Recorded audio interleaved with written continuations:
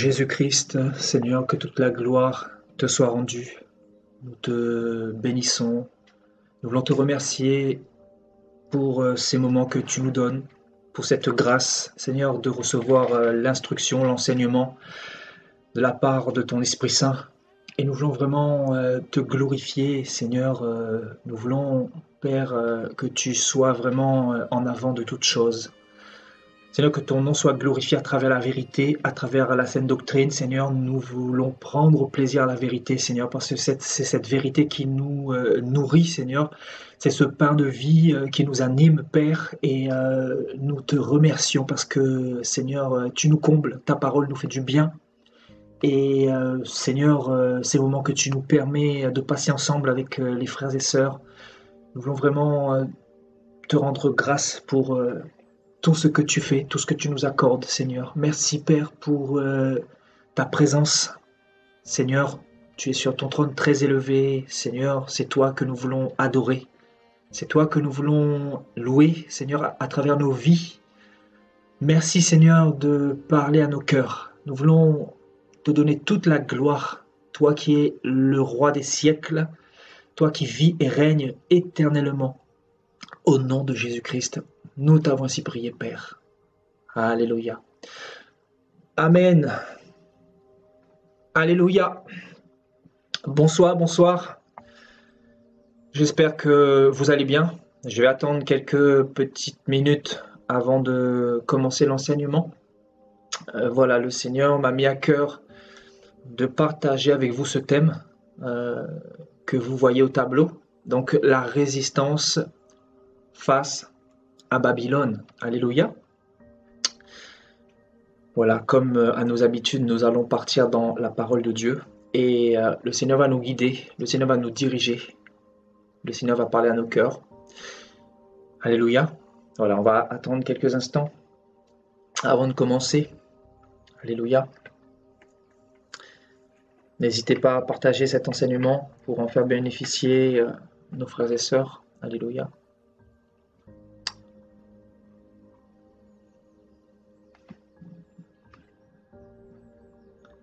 Voilà, d'habitude, nous faisons les directs les mercredis.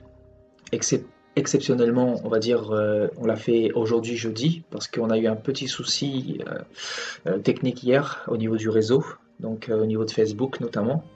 Et donc voilà, je fais l'enseignement ce soir. Alléluia.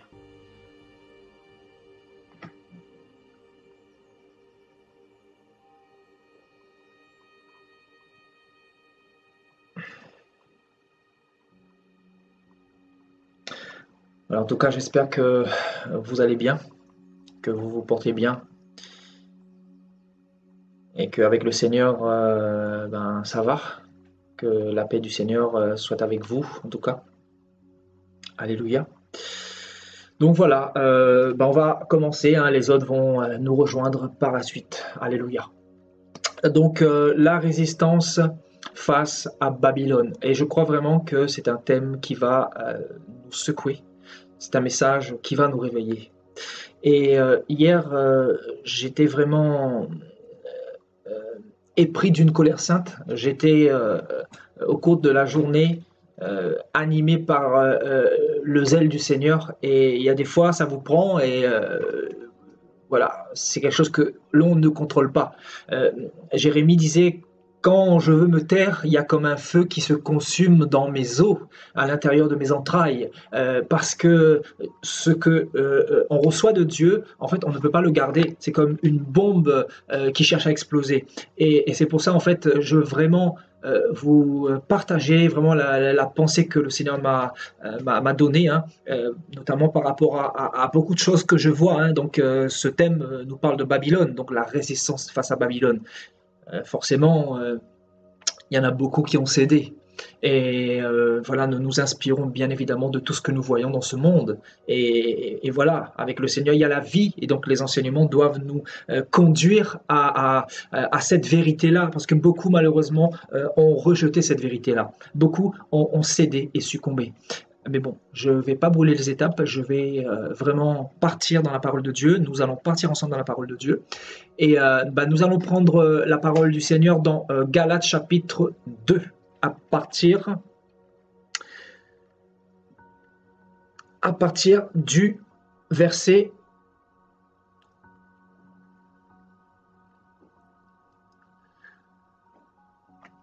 à partir du verset 1.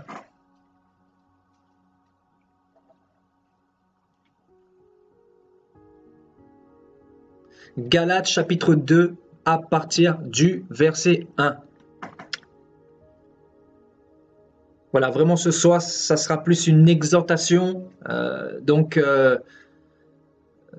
Je pense qu'on restera ensemble le temps du message.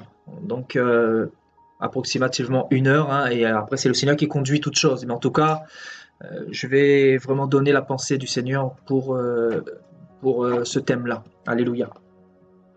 Gloire à Dieu. Voilà, on va commencer la lecture. 14 ans après, je montais de nouveau à Jérusalem avec Barnabas, ayant aussi pris Tite avec moi, et ce fut d'après une révélation que j'y montai. Je leur exposai l'évangile que je prêche parmi les païens. Je l'exposais en particulier à ceux qui sont les plus considérés, afin de ne pas courir ou avoir couru en vain. Mais Tite, qui était avec moi et qui était grec, ne fut pas même contraint de se faire circoncire. Et cela à cause des faux frères qui s'étaient furtivement introduits et glissés parmi nous pour épier la liberté que nous avons en Jésus-Christ, avec l'intention de nous asservir. Nous ne leur cédâmes pas un instant et nous résistâmes à leurs exigences, afin que la vérité de l'Évangile fût maintenue parmi vous. Oh, c'est vraiment très très fort ici. Ceux qui sont les plus considérés, quels qu'ils aient été jadis, ne m'importent pas. Dieu ne fait exception de personne. Ceux qui sont les plus considérés ne m'imposèrent rien. Au contraire, voyant que l'Évangile m'avait été confié pour les incirconcis, comme à Pierre pour les circoncis, car celui qui a fait de l'apôtre Pierre l'apôtre des circoncis a aussi fait de moi l'apôtre des païens. Et ayant reconnu la grâce qui m'avait été accordée, Jacques, Céphas et Jean, qui sont regardés comme des colonnes, me donnèrent à moi et à Barnabas la main d'association, afin que nous allions, ou nous nous alissions, nous vers les païens, et eux vers les circoncis. Ils nous recommandèrent seulement de nous souvenir des pauvres, et c'est ce que j'ai bien eu soin de faire. Alléluia. Donc avant de commencer, j'aimerais vous dire, tout a été dit dans la parole du Seigneur. Voilà, avant de développer ce que nous venons de lire, j'aimerais nous dire que tout a été dit dans la parole du Seigneur. Là, Paul va dire un certain nombre de choses vraiment très fortes, et il va parler de résistance notamment, frères et sœurs. Résistance par rapport à quoi? Par rapport à Babylone. Et Babylone, c'est quoi? Comme vous le savez, pour la plupart qui sont dans le Seigneur depuis un certain moment, parce que beaucoup peut-être ne savent pas ce que représente Babylone dans la Bible. Babylone, c'est vraiment le système de Satan. Le système de Satan dans les églises, dans le monde, le système pyramidal, tout simplement. Voilà. Donc, le système du diable s'appelle le système de Babylone. Alléluia. Et nous sommes dans une génération, frères et sœurs, où nous sommes plongés dans Babylone. Nous sommes plongés dans Babylone et c'est devant nous. Le Seigneur dira que l'homme spirituel juge de tout. Donc, ceux qui ont le Saint-Esprit peuvent constater que le monde et notamment les églises sont plongés dans Babylone. Et quand je vois certaines choses, je ne peux pas me taire. Je vous dis, c'est comme un feu qui consume dans mon cœur. Et des fois, je me dis, on n'a pas reçu le même Jésus. On n'a pas le même Jésus. Nous ne suivons pas le même Jésus. Parce que on voit un Jésus qui est prêché dans des églises qui n'a rien à voir avec la parole de Dieu. On voit des doctrines qui sont prêchées mais qui n'ont rien à voir avec la parole de Dieu. On voit des hommes qui sont mis en avant alors que le Seigneur a donné un enseignement contraire à l'orgueil. Donc on se dit, il y a un problème. C'est quoi le problème? Le problème, nous allons le découvrir tout simplement à travers les Saintes Écritures. Donc il n'y a rien de nouveau, tout a été donné. C'est pour ça que l'Esprit du Seigneur nous enseigne ce soir. La résistance face à Babylone. Il y a des personnes qui vont vous dire que Satan ne peut pas rentrer dans l'Église. Mais qui vous a dit que Satan ne pouvait pas rentrer dans l'Église? La preuve ici, dans ce que nous venons de lire dans Galates 2, le diable et ses agents s'étaient infiltrés dans l'Église de Galates. Donc oui, l'Église a reçu le mandat pour écraser la tête du serpent, pour dominer sur le serpent. Vous comprenez? Pour dominer sur le séjour des morts. Le Seigneur dira à Pierre, je te donnerai les clés, etc. Et que voilà, tu auras cette dominance sur les ténèbres, sur le diable. Mais la dominance ne veut pas dire que Satan ne va pas s'infiltrer. Avoir l'autorité ne veut pas dire que Satan ne va pas s'infiltrer pour essayer de contaminer les églises, pour essayer d'influencer les églises dans le mal, dans le faux évangile. Beaucoup en réalité ont minimisé la puissance de Satan. La ruse du Satan, Satan qu'on appelle le malin. Beaucoup vivent une vie chrétienne, mais ils ont mis Satan en arrière-plan parce qu'ils ont carrément fermé les yeux et ils ne peuvent même plus voir ses œuvres, et ces œuvres qui sont évidentes, ces œuvres qui sont devant nous. Comment se taire quand on voit de telles abominations dans les églises? Comment se taire quand on voit des hommes s'autoglorifier, des hommes qui sont sur des affiches, des hommes qui se mettent en avant alors que c'est Christ qui doit être vu? Comment se taire? Moi, personnellement, je ne mange pas de ce pain-là. Je vous dis clairement, je ne mange pas de ce pain-là. Et surtout, quand devant mes yeux, je médite cette parole de Galates 2 et que je vois que dans la génération de Paul, il s'est passé la même chose. Et Paul dit des choses très très fortes ici. Il va dire qu'il n'a pas cédé. On va venir dans un instant là. Je veux vraiment me laisser conduire, donner ce que Dieu me donne en ce moment-là, pour nous tous. Paul a-t-il cédé? On va le voir. Donc le livre de Galates 2 nous montre clairement que Satan, ses agents, les démons, s'étaient infiltrés dans les assemblées, dans l'assemblée de Galates notamment. Donc Satan s'infiltre dans les églises, bien évidemment, parce que c'est l'endroit stratégique qui l'intéresse, parce que les païens ne l'intéressent plus, les païens l'appartiennent déjà. Mais ceux qui combattent pour le bon combat de la foi, pour aller dans le royaume des cieux, pour la vie éternelle, c'est cela que lui, il veut atteindre. Donc forcément, il va venir, il va s'infiltrer pour chercher à corrompre l'Église, pour chercher à corrompre l'Assemblée, pour chercher à détourner l'Assemblée. Et beaucoup cèdent. Beaucoup ont cédé depuis longtemps. Parce que cette génération a été engendrée par la confusion du siècle d'avant.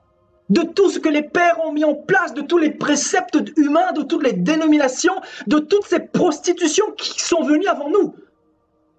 Et donc si nous n'avons pas de prise de conscience pour résister face à toute cette oppression, face à toutes ces manigances, face à tout ce manège, frères et sœurs, nous ne serons pas sauvés, nous ne serons pas enlevés, parce que Jésus ne revient pas prendre une église paganisée, dans la confusion. Jésus ne reviendra pas prendre une église tiède, une église qui est dans la fausse doctrine. Parce que, frères et sœurs, la parole du Seigneur est une épée à double tranchant. Et la parole du Seigneur sépare tout ce qui doit être séparé. Et Paul disait justement qu'il a reçu cette autorité pour mettre de l'ordre. Pour mettre de l'ordre, pourquoi? Pour défendre la parole du Seigneur, justement. Et il nous en parle dans Galates 2. Et c'est quoi défendre la parole de Dieu? C'est prendre position pour la vérité. C'est dire quand il y a quelque chose qui ne va pas. C'est ne pas être dans le sentimentalisme. Ce n'est pas d'être dans les émotions humaines, parce que beaucoup de chrétiens, malheureusement, sont dans les émotions humaines aujourd'hui. Ils ont préféré la tradition, la culture, que la parole de Dieu. Ils ont préféré mettre leurs hommes de Dieu en avant, leurs pasteurs, que la parole de Dieu. Voilà cette génération, frères et sœurs. Cette génération qui a succombé, qui a cédé sous la pression de Babylone. Et moi qui vois ça, je me tais, on veut me faire taire. On veut me dire de ne pas dire la vérité. Que ce que je dis, c'est un jugement. Cette génération parle de jugement. Une génération qui n'a pas le discernement. Une génération qui ne connaît pas son Dieu. Une génération qui n'a pas de communion avec Dieu. Parce que quelqu'un qui a une communion avec Dieu, c'est quelqu'un qui a les yeux spirituels ouverts. C'est quelqu'un qui comprend les éléments, les rudiments élémentaires de Christ, qui est d'élever Yehoshua, qui est de mettre Yehoshua en avant, qui est de prêcher la vérité, toute la parole, toute la vérité, même si ça choque. Les rudiments élémentaires de Christ, c'est quoi? C'est s'humilier, c'est s'abaisser. Christ nous a-t-il enseigné de mettre le tapis rouge pour faire son entrée comme les stars du showbiz, frères et sœurs? Quand vous voyez de telles abominations, il y a des chrétiens qui défendent encore ce genre de prostitution, et je me dis, ben en fait, c'est l'esprit d'égarement. C'est l'esprit d'égarement, parce qu'il ne peut pas, on n'a pas le même Jésus. On n'a pas le même Jésus. Les gens sont envoûtés. C'est pour ça que des fois, quand j'ai un langage qui me saisit, quand je parle des fois sur Facebook, quand je mets des messages, il y a des personnes qui ne comprennent pas mon langage. Au lieu de se remettre en question, au lieu de s'analyser en fonction de ce que dit la parole de Dieu, ben les gens ne s'analysent plus. Les gens ne vérifient pas ce qui est écrit dans la parole. Et même si on leur annonce la saine doctrine, les gens refusent la saine doctrine. Vous savez pourquoi? Parce qu'ils ont été touchés, ils ont succombé, ils ont cédé face à Babylone. Et être chrétien, être né d'en haut, c'est quoi? Dieu nous a donné cette onction, cette autorité pour résister face à Babylone. Pour ne pas succomber face à Babylone. Parce que Babylone, frères et sœurs, c'est une puissance, c'est un royaume. En face de nous, il y a beaucoup d'oppression, il y a beaucoup d'agents sataniques, il y a beaucoup de faux docteurs, faux prophètes qui véhiculent des fausses doctrines. Et si toi, tu n'as pas les reins solides pour supporter cette pression-là, ben, tu succombes parce que c'est comme un tourbillon qui t'aspire. Voilà Babylone. Babylone t'aspire. Les églises de Babylone cherchent à aspirer tout le monde, et notamment les élus. Le Seigneur dira quoi? Même s'il était possible de séduire les élus pourraient être séduits, s'il était possible. Mais les élus de Dieu qui ont reçu le sceau de Dieu dans leur cœur, ben, voient clair. C'est pour ça qu'on ne peut pas duper les enfants de Dieu. Donc, chrétien, il faut savoir ce qu'on veut. Il faut savoir ce qu'on veut. L'apôtre Paul n'était pas dans les sentiments, il était là pour défendre la parole du Seigneur à la vie, à la mort. Et à la fin de sa vie chrétienne, il a dit « J'ai combattu le bon combat ». De quel combat s'agit-il? Du combat de la foi, oui, mais du combat aussi face à Babylone, face à toute cette pression, face à tous ces faux frères qui s'étaient sournoisement glissés pour épier la liberté que lui, il avait en Christ, pour l'asservir, pour s'accaparer de lui, de son ministère. Et en réalité, je vis les mêmes choses, j'ai vécu les mêmes choses dans ma vie. Et je disais à un frère cet après-midi que si je suis tout seul, c'est tout simplement parce que le système veut m'aspirer. Pourquoi le système veut m'aspirer? Parce que les ténèbres ne veulent pas que la vérité se sache. Vous n'avez pas compris que c'est Christ qui doit être mis en avant et que l'homme, s'il est trop mis en avant, c'est qu'il y a un problème, c'est qu'il faut commencer à se poser des questions. Des hommes sur des affiches comme pas possible, en gloire, avec des vêtements de roi, avec le tapis rouge, qui arrivent en limousine, et pour vous c'est normal. Et quand il y a le scandale qui éclate, ben, les chrétiens défendent ces hommes-là. Et Paul lui dira, ôtez le mal au milieu de vous. Donc ce n'est pas un jugement d'ôter le mal au milieu de vous. C'est pour ça que beaucoup ne connaissent pas le Dieu que nous servons. Beaucoup ne connaissent pas ce Dieu-là, parce que vous ne méditez pas la parole. Et si vous la lisez, vous ne comprenez rien à cette parole-là, parce que tout a été donné par révélation. Et les enfants de Dieu qui ont reçu la révélation savent que c'est Jésus-Christ qu'il faut adorer. C'est sur Jésus-Christ qu'il faut fixer ses regards. Ce n'est pas sur l'homme. L'homme, on s'en fiche. On s'en fiche de l'homme. Et plus j'avance, plus j'ai cette haine de l'orgueil que peuvent avoir certains hommes. Je me dis, mais qui est l'homme? Pourquoi l'homme est aussi orgueilleux que ça? L'orgueil.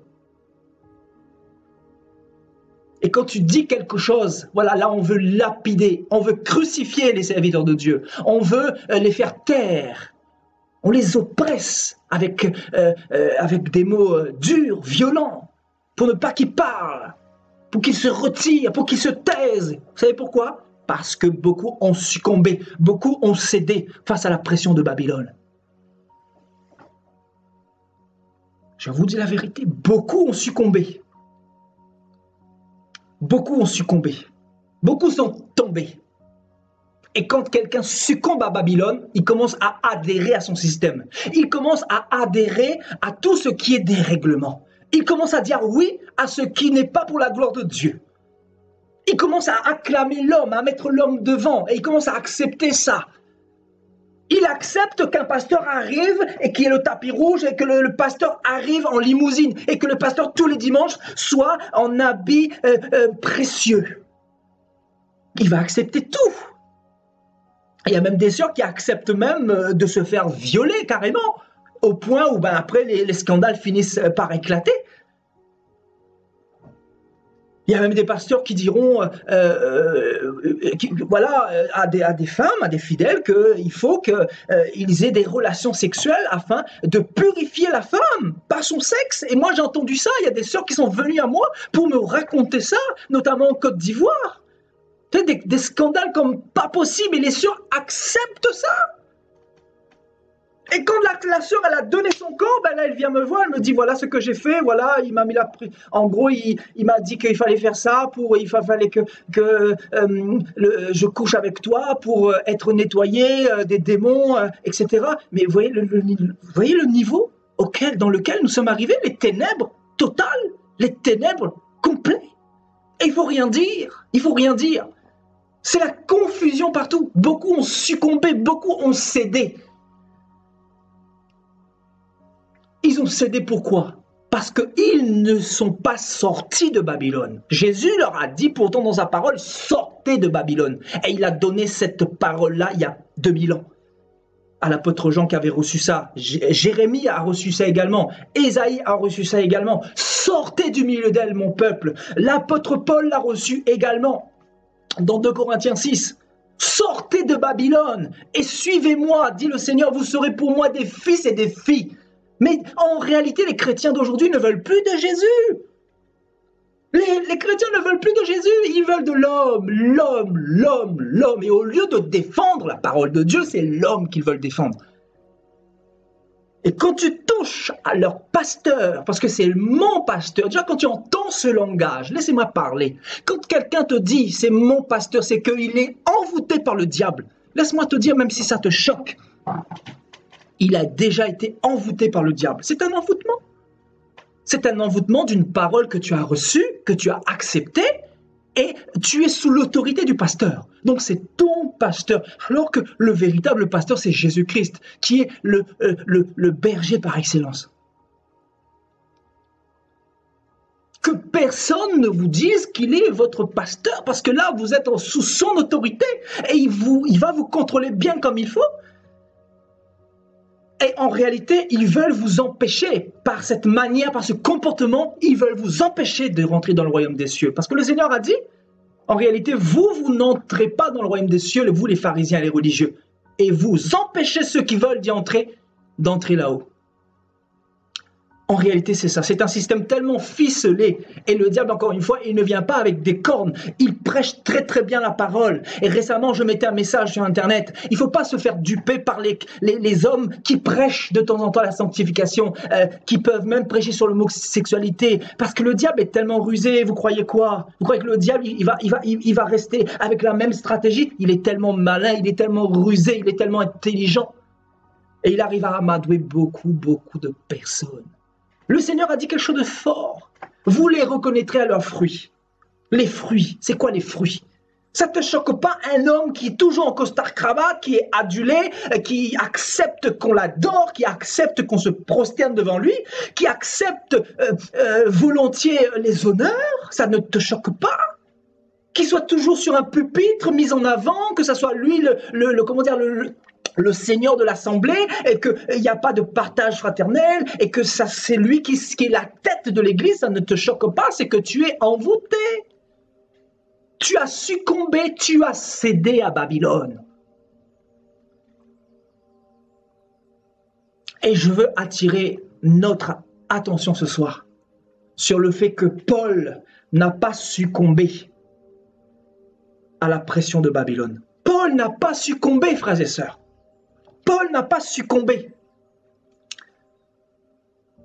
Parce que regardez qu'est-ce qu'il va dire. Regardez qu'est-ce qu'il va dire ici. Dans Galates, chapitre 2. Voilà, je vais relire un petit peu le contexte du verset 4. Et voilà, il va dire, à partir du verset 3, « Mais Tite, qui était avec moi et qui était grec, ne fut même pas contraint de se faire circoncire. » Donc il y avait de l'hypocrisie, hein. Paul parle de l'hypocrisie de ses propres compatriotes, hein. Et cela à cause des faux frères qui s'étaient furtivement ou sournoisement introduits et glissés parmi nous dans le but d'épier la liberté, de voler cette liberté que Paul avait en Jésus-Christ, avec une seule intention, c'était de s'accaparer de la liberté de Paul, d'asservir, de rendre prisonnier le message que Paul avait pour délivrer les païens. Parce qu'en réalité, qu'est-ce qui tue le réveil, frères et sœurs? Qu'est-ce qui tue le réveil? Qu'est-ce qui fait que l'Église ne vit plus le réveil de acte 2, acte 3, acte 4 l'Église du commencement? C'est tout simplement parce que l'Église est emprisonnée. Parce que l'Église a succombé. Parce que beaucoup de loups se sont glissés, c'est ce que Paul dit ici. Parce que beaucoup de faux frères, les faux frères c'est qui? Ce sont des agents du diable, frères et sœurs. Ça peut être des satanistes, ce sont des faux pasteurs déguisés en apôtres de Christ, en ministres de justice. Et l'apôtre Paul dit qu'ils viennent d'une manière furtive, sournoise. Ils ne se font pas voir. Ils rentrent petit à petit, telle une savonnette, doucement, doucement. Ils rentrent, ils s'introduisent, et ils se glissent parmi l'église. Donc, effectivement, le diable peut rentrer dans l'église. Dans l'assemblée notamment, quand je dis église, c'est l'assemblée bien évidemment. Donc Satan, depuis 2000 ans, est dans les assemblées. Mais il peut être là et l'église peut être dans la vérité. Parce que l'église n'a pas succombé. Mais là, dans ce contexte-là, l'église de Galate était en train de succomber. L'église de Galate était en train de craquer. Satan était en train de voler cette liberté que les Galates avaient en Christ. Satan était en train de mettre un système pour asservir l'église de Galate. Et l'apôtre Paul, qui avait une onction de vérité, une onction pour la saine doctrine, il va dire quoi au verset 5 ? Nous ne leur cédâmes pas un instant. C'est fort ici, c'est très fort. Nous ne leur cédâmes pas un instant et nous résistâmes à leurs exigences. Est-ce que Paul a cédé? Est-ce que quand nous voyons ce passage-là, est-ce que l'apôtre Paul a cédé? Il va parler effectivement des faux frères, des satanistes, des faux prophètes qui étaient rentrés pour essayer de magouiller, pour détourner l'Église de la vérité, pour voler le message de Paul en réalité, pour étouffer le message que Paul avait reçu, l'onction de Paul. Mais Paul, qui avait l'amour de la vérité, l'amour pour Jésus, parce qu'avoir l'amour de Jésus, frères et sœurs, c'est défendre la vérité, c'est défendre la sainte doctrine. Avoir l'amour pour Jésus, c'est dire non à Babylone, c'est ne pas fléchir ses genoux devant Babylone. Le Seigneur dira quoi? À travers son serviteur. Il dira qu'à l'époque d'Élie, Dieu a trouvé un peuple, notamment le chiffre 7, 7000 hommes, qui représentent son peuple, ses élus. 7000, ça représente ses élus, son peuple, qui n'ont pas fléchi les genoux devant Baal, devant Babylone. Baal, Babylone. Devant le système de Babylone.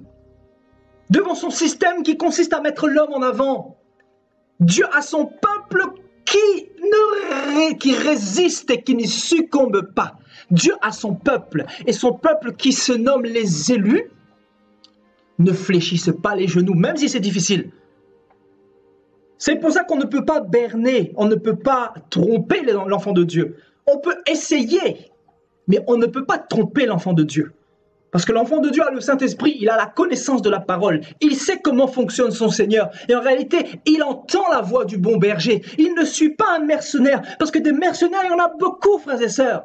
Parce qu'aujourd'hui, s'il fallait mettre de l'ordre dans toutes les assemblées, frères et sœurs, il faut tout capoter, et il faut tout bouleverser, il faut tout arracher, et il faut tout replanter. Mais là, Jésus laisse les choses se faire. Il est en train de préparer son peuple pour l'enlèvement. Il est en train de sortir ses enfants. Il est en train de dire à son peuple, sortez du milieu d'elle, mon peuple, afin de ne pas participer à ses péchés. Il est en train d'essayer de frapper, il frappe, parce que le message du temps, c'est l'enlèvement de l'Église. Alors que beaucoup de faux prophètes, beaucoup de faux serviteurs, vous ont acclimaté avec ce genre de message démoniaque qui consiste à vous dire, voilà, vous allez être bénis, bénis, bénis, recevez, recevez, mariage, bénédiction.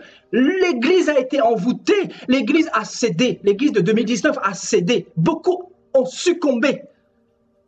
Beaucoup ont succombé face à la pression de Babylone, la pression de Babylone, la pression de tous ces faux prophètes, ces 400 prophètes de Baal, 450 d'Astarté, comme à l'époque d'Élie.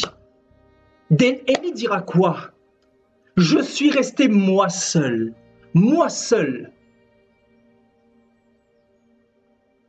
qui n'a pas fléchi les genoux devant Baal. Tous les faux prophètes, tous les prophètes se sont prostitués à Babylone, sous la génération d'Élie. Ils ont tous succombé, ils ont tous cédé, et nous vivons exactement la même chose aujourd'hui, en 2019. Voulez-vous que je vous dise quoi? Que nos églises vont bien? Que toutes ces églises, vous voyez les chorales, les pasteurs qui sont bien habillés en costard cravate, où ça chante, où c'est dans le sentimentalisme, où c'est dans les chorales avec des sonorités voilà, qui séduisent, tout ça. Vous voulez que je vous dise quoi? Que Jésus est là-dedans? Jésus n'est pas là-dedans. Jésus n'est plus dans nos assemblées aujourd'hui. Très peu, du moins. 95% d'assemblées ont succombé. C'est ça la réalité. Et quand on cherche à exposer la vérité, ben beaucoup ne veulent pas, parce que c'est dur, parce que les gens sont dans leur confort, parce que les gens aiment leurs petites églises, parce que les gens n'ont pas de relation avec le Seigneur en réalité, parce que les gens ont des médiations humaines, parce que les gens ont fait de leur pasteur leur Dieu en réalité. Et vous pensez qu'en ayant cette attitude, vous allez rentrer dans le royaume des cieux? Vous pensez vraiment, frères et sœurs?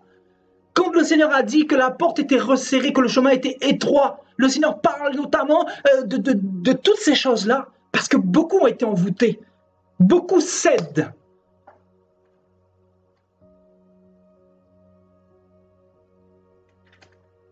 Quand tu deviens chrétien, ta vie doit être en corrélation avec la parole de Dieu.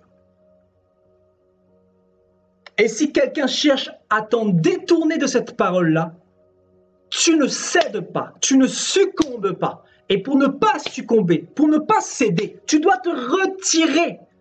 Parce que Jésus a dit, retirez-vous du milieu d'elle, de Babylone, mon peuple, afin de ne pas participer à ses péchés. On ne peut pas, la lumière ne peut pas cohabiter avec les ténèbres. La véritable église ne peut pas être à côté de la fausse église et communier dans la prostitution. Vous comprenez? Ça ne peut pas fonctionner ainsi. Dieu recherche un peuple saint, un peuple bâti sur le roc, sur la vérité, sur la saine doctrine, sur l'humilité, sur l'amour, sur le fait de donner sa vie pour son prochain, sur le fait vraiment de tout faire selon la parole de Dieu, sur l'amour, sur les 2 premiers commandements que le Seigneur nous a donnés. L'amour envers Dieu qui consiste à s'humilier, qui consiste à se dépouiller, qui consiste à se retirer, qui consiste à ne pas rentrer dans les murmures, les calomnies, l'amour qui consiste à se retirer du mal. C'est ça l'Église. L'amour qui consiste à s'habiller d'une manière convenable. L'amour qui consiste, l'amour de Dieu je parle, l'amour qui consiste à se cacher, cacher ses nudités, cacher ses formes, cacher ses seins, cacher ses fesses, ne pas mettre des choses trop serrées pour montrer sa nudité. L'amour qui consiste à être vertueux, vertueux. Mais en réalité, nous sommes en 2019.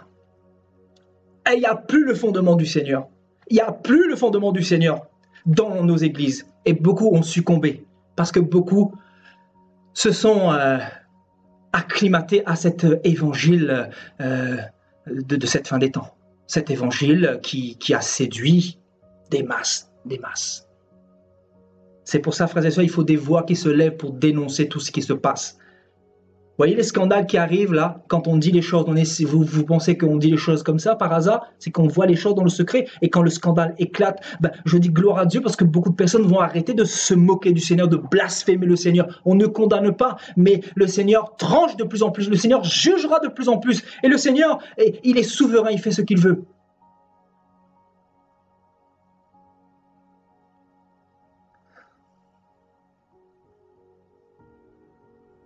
Les scandales. Pourquoi il y a des scandales? Vous pensez que les gens, ils inventent des choses comme ça? Vous pensez que les gens, ils inventent des femmes qui se lèvent et qui disent, voilà, j'ai été violée comme ça, voilà, le pasteur, il a fait ça de telle année à telle année, pendant plus de 10 ans. Vous pensez que les gens vont se lever comme ça vous pensez vraiment? Avec plusieurs chefs d'accusation, je veux dire, il y a beaucoup de scandales, partout. Il y a beaucoup de scandales en réalité. Des choses qu'on ne sait pas. Mais quand on entend un peu les frères et sœurs, les chrétiennes notamment, des histoires, frères et sœurs, on se dit, mais beaucoup ont succombé. Il n'y a plus la droiture de la parole, il n'y a plus la justice de la parole. L'homme de Dieu, il peut faire une erreur, il peut succomber, il peut tomber, mais il se relève. La Bible dit que le juste, même s'il tombe 7 fois, il se relève. Et quelqu'un qui se relève, il se retire pour se repositionner, pour s'humilier, pour mieux revenir, frères et sœurs. Mais ce n'est pas passer, ce n'est pas excuser le mal. Parce qu'en réalité, quand on excuse le mal, le Seigneur commence à se retirer. Parce que quand on excuse le mal, frères et sœurs, on commence à alléger la sainteté de Dieu. Et Dieu n'aime pas ça. Dieu veut que nous soyons entiers, que nous soyons bouillants, que nous soyons vrais avec lui. Le Seigneur veut un peuple saint. Il ne recherche pas un peuple dans la prostitution spirituelle. Alléluia. Vous voyez ce que Paul dit ici? C'est très très très fort. Il dit, nous ne leur cédâmes pas un instant. Waouh, c'est fort. À leurs exigences. Nous résistâmes à leurs exigences. Vous imaginez? Nous ne leur cédâmes pas un instant.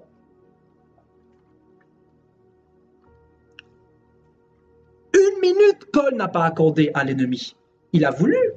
L'ennemi était en train de dire à Paul, laisse-moi ne serait-ce que 30 secondes, histoire voilà, que voilà, je puisse travailler un peu dans l'église. Mais on nous dit que Paul n'a pas cédé un seul instant.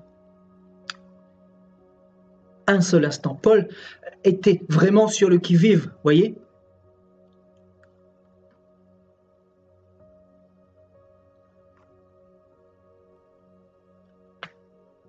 Vous voyez, donc, du grec aura un certain temps défini. Vous voyez, Paul n'a laissé aucun temps à l'ennemi. Paul a fermé les portes tout de suite. Paul a exposé les plans de Satan. Et c'est ce que nous n'avons plus dans les églises. C'est-à-dire, beaucoup ne prennent plus position pour la vérité. Et quand il y a des scandales, quand il y a des choses qui ne vont pas, beaucoup se taisent. Et l'Église commence à s'endormir. Et l'Église commence à tomber. L'Église commence à céder. L'Église commence à succomber. C'est comme ça que, frères et sœurs, ceux qui avaient le réveil ont été tués par l'ennemi. Je vous assure. Parce que, frères et sœurs, servir le Seigneur, c'est une pression permanente. C'est une constante... c'est un constant combat, c'est-à-dire si tu n'es pas en relation avec le Seigneur constamment, si tu n'es pas devant lui constamment, si tu n'as pas une relation avec lui par la prière et aussi dans la méditation, si tu n'as pas une connaissance suffisamment correcte de la parole du Seigneur, tu vas succomber en réalité. Jésus dans Luc 4, il n'a pas combattu le diable par une autre manière que la parole. Il avait la connaissance précise et correcte du Seigneur Yahushua, du Dieu qu'il servait. Donc le problème, c'est qu'il n'y a plus la connaissance et beaucoup succombent parce que vous savez, suivre Christ, c'est difficile. Porter sa croix, c'est difficile. Être rigoureux, c'est difficile, mais ce n'est pas impossible. Être fidèle, c'est difficile, mais ce n'est pas impossible. Aimer son prochain, c'est difficile. Aimer un meurtrier, aimer un violeur, aimer quelqu'un de mauvais, de méchant, aimer ton ennemi, ce n'est pas facile, mais ce n'est pas impossible. Avec le Seigneur, tout est possible, à condition d'être avec lui, d'être en connexion avec lui. Et Paul avait une relation avec son Dieu. Paul avait une relation avec le Seigneur. Vous savez, qu'est-ce qui a fait que Paul n'a pas cédé? Paul n'a pas succombé un seul instant. Paul était rempli du Saint-Esprit. Paul n'était pas dans le sentimentalisme. Paul n'était pas dans le pseudo-sentimentalisme que nous retrouvons aujourd'hui en 2019. Vous savez qu'est-ce qui tue beaucoup de pasteurs? Ce sont les sentiments. Je vous dis les sentiments. Beaucoup de sentiments. Les sentiments. Mais quand ton cœur est droit devant Dieu, tu n'es pas dans les sentiments. Parce que tu prends position pour ton Seigneur. Tu prends position pour la vérité. Comment peux-tu rester dans une église qui n'est pas dans la vérité, qui marchande les choses du Seigneur, qui vende les choses du Seigneur, et te taire alors que tu sais pertinemment que la parole te dit que vous avez reçu gratuitement, donné gratuitement. Venez gratuitement manger et boire, dira le Seigneur. Comment peux-tu rester dans cette assemblée-là qui a succombé, qui a cédé? Comment peux-tu te taire? C'est que ton hypocrisie a atteint un sommet et tu ne te rends même plus compte de cela. Et c'est ça qui est grave.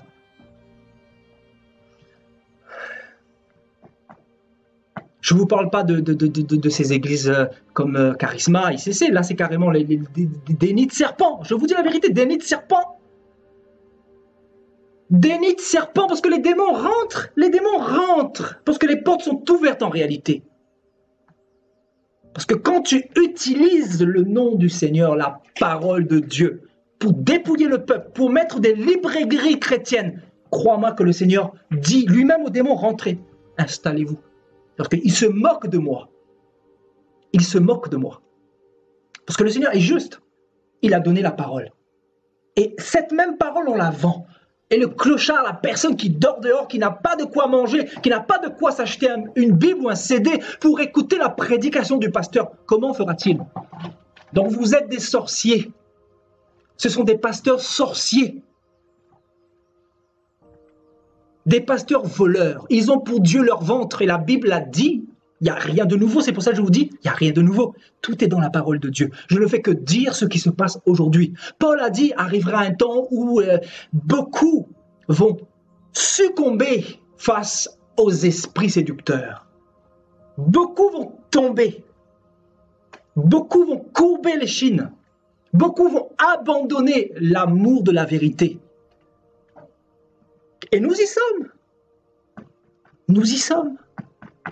Je vous dis, on a été tellement acclimatés dans cet évangile, vous savez, qui s'est répandu partout, en Afrique, partout, en Côte d'Ivoire, partout, au Congo, partout, au Cameroun, partout, en Belgique, partout, à l'île de la Réunion, l'endroit où je viens, partout. Madagascar, partout, des voleurs partout. Des voleurs, les ténèbres sont rentrées, frères et sœurs.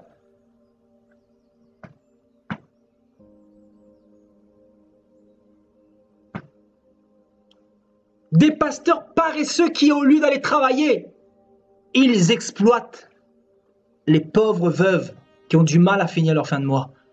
Je suis parti en Afrique, certains pasteurs, les personnes qui se disent prophètes, et encore ils mettent un titre vraiment pompeux devant, c'est général, grand prophète intergalactique. Attention, on doit voir l'éminent homme de Dieu, on doit le respecter. 5 offrandes dans cette assemblée, 5 offrandes par jour. Et les pauvres brebis qui sont en train d'aller vendre des tomates, j'ai vu ça de mes yeux. Vendre des tomates pour essayer de manger, pour essayer de s'en sortir. Et toi, tu mets la pression pour dire donne l'argent. C'est l'argent qui t'intéresse. En général, ton église, c'est un commerce. C'est un temple de voleurs. Tu es un commerçant. Tu n'es pas un serviteur de Dieu. Ce n'est pas une église que tu as, mais c'est un commerce. Tu devrais mettre Carrefour, Market devant. Et arrêter d'utiliser la parole de Dieu. Comment faut parler à cette génération? Comment faut parler à cette génération? Des églises possédées malades. Des églises où il n'y a pas de délivrance. Où l'Esprit de Dieu ne peut pas se manifester parce qu'il y a tellement de ténèbres. Parce que les démons, pour se manifester, il faut qu'il y ait la vérité. Il faut qu'il y ait la gratuité. Alors comme ça, Jésus est mort gratuitement pour toi et toi, tu fais payer. Toi, tu vends tes CD. Tu es un sorcier. Et tous les dimanches, ton équipe s'organise pour aller graver ta prédication que tu viens de faire sur un CD. Et là, on imprime, tout est déjà bien ficelé, coordonné dans ces églises-là, je vous assure. Et la librairie, et là, on met le CD du pasteur. Attention, c'est le pasteur, le grand pasteur éminent, général. Et la folie a atteint un niveau au point où il y a des bougies aujourd'hui qu'on vend, des photos de Jésus qu'on vend, l'huile d'onction qu'on vend, l'huile d'Israël, même des effigies du pasteur, des pins, vraiment le sang, même le sang de Jésus. Le sang de Jésus. Voilà, ce sont des personnes qui sont éternelles en réalité. Ils ont été à l'époque de Jésus et quand Jésus était sur la croix, ben, ils ont pris, vous savez, des litres et ils ont mis le sang de Jésus dans la bouteille et là ils sont en train de vendre. Vous voyez le niveau de confusion? Et il ne faut rien dire. Il faut rien dire. Ben moi, je vais parler. On va tout casser. On va mettre un coup de pied d'un fourmilière dans les nids de serpents. Parce que je ne peux pas rester sans rien dire. Quand je vois des choses, quand je vois des abominations, quand l'Esprit de Dieu est irrité en moi, pensez que je fais semblant? Pourquoi l'Esprit de Dieu est irrité? Parce que ce qu'on voit dans la parole de Dieu n'a rien à voir avec tous ces pseudo-voleurs que nous voyons dans les assemblées. Le mélange, la confusion partout. Beaucoup ont cédé, beaucoup ont craqué, beaucoup sont tombés, beaucoup ne se relèveront pas. Parce que vous savez, pour se relever là, il faut une belle humilité.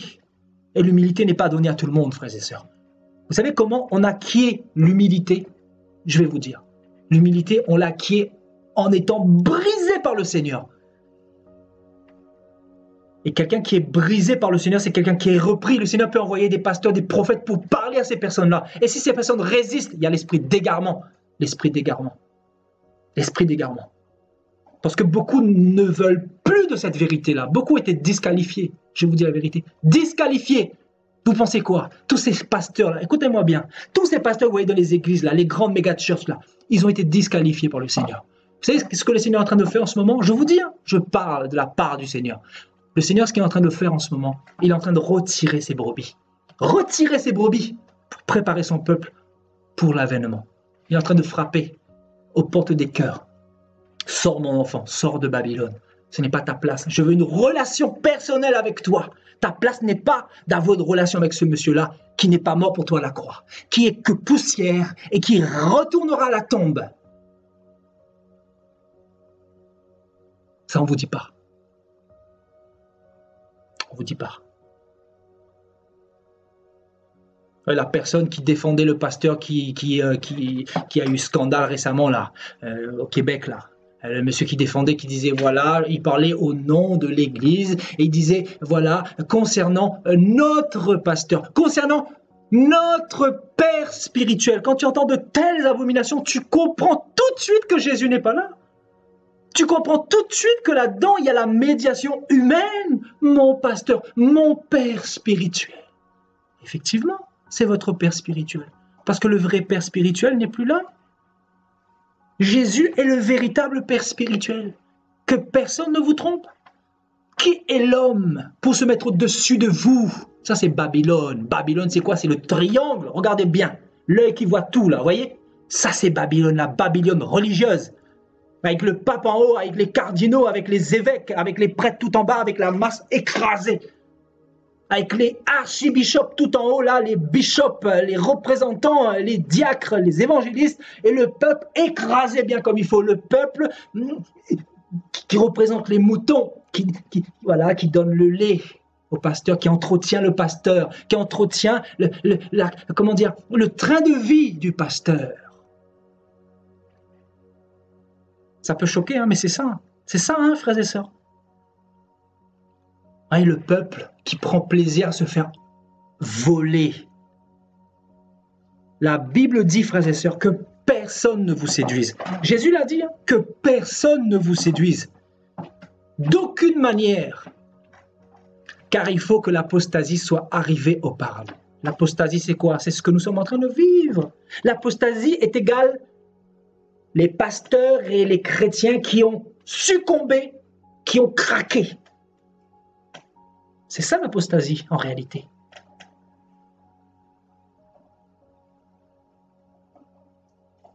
Beaucoup ont craqué.